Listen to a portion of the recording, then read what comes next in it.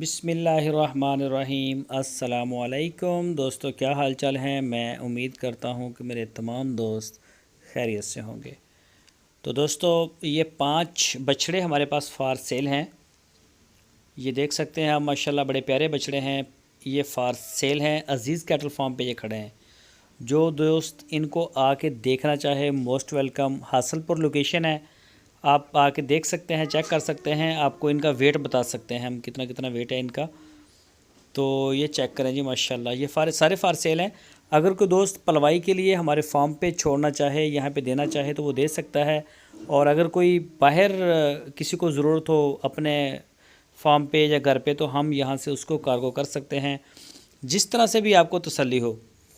बेदाग जानवर हैं, कुर्बानी के अहल हैं, खीरे हैं, सारे के सारे खीरे हैं।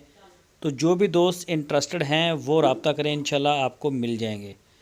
ये चेक करें जी, माशाल्लाह चोलस्तानी की नाफ और झालर है। ये साथ में एक हल्का सा पिंक नोज़ है, ये दूसरे नंबर पे खड़ा है।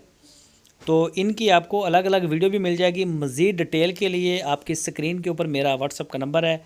इसी नंबर के ऊपर आप व्हाट्सअप कर सकते हैं मैसेज, और मोबाइल कॉल कर सकते हैं। तो विज़िट कर सकते हैं, जैसे आपको आसानी हो। बेहतरीन तरीका है कि आप जानवरों को चेक करके लें।